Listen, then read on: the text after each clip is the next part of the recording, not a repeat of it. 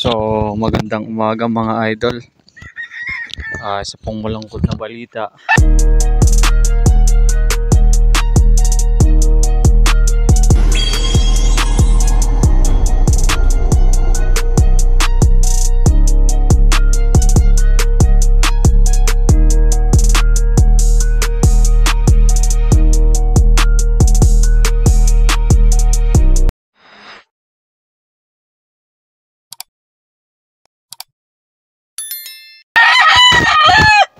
Dahil nga po sa epekto ng bagyong Christine, ano po yung nangyari dito sa ating munting manukan.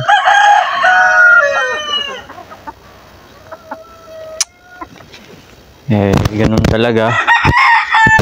Hindi natin maiwasan pag yung inang kalikasan na ang gumawa ng hakbang. So ayun mga idol,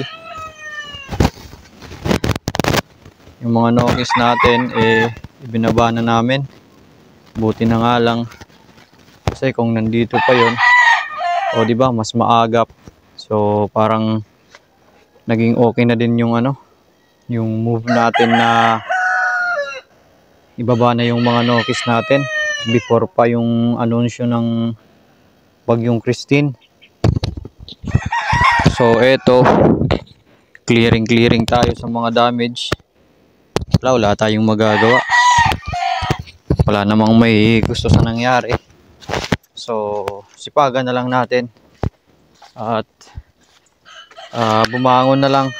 Wala tayong magagawa dyan, diba? So ganun mga idol. Yan, talagang nakakapanglumo. Buti na nga lang at walang damage na ito lang, mga i-clear lang ng mga natumba ng mga saging. Tsaka may ilan po tayong native na mga native na nokis natin, yung mga nakaalpas. So meron pong mga casualties. So yun, wala tayong magagawa kundi bumangon at sikaping makarecover.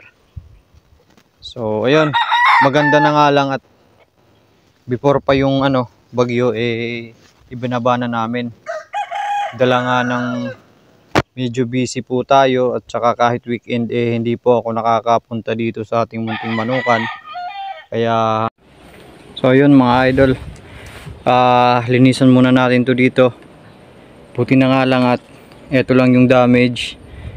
So yun mga idol, wala tayong magagawa kundi i-convert na lang into positive yung mga negative na nangyayari sa atin. So sana may apply din natin sa ating mga personal na mga buhay na kahit anong unos ang dumating laban pa rin at bumangon tayo.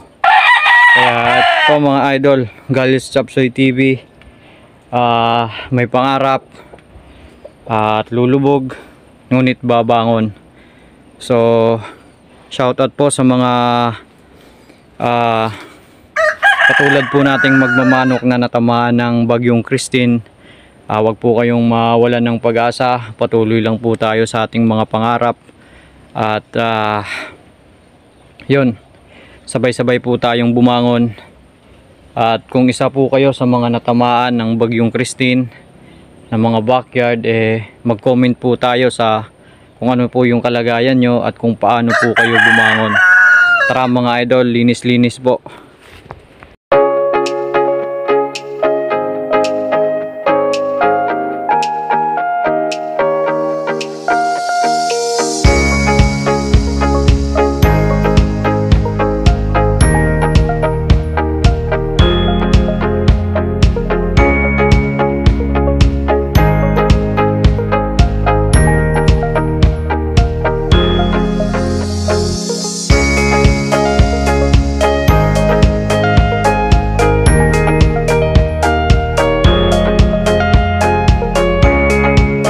So ayan mga idol, pinagputol-putol na po natin yung mga katawan ng saging na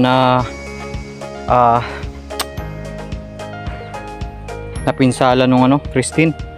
So ang gagawin natin dyan, ilalagay natin dito sa ano, ganyan, parang ibabakod natin dito sa kalamansi, tsaka itong mga dahon-dahon ilalagay natin as fertilizer.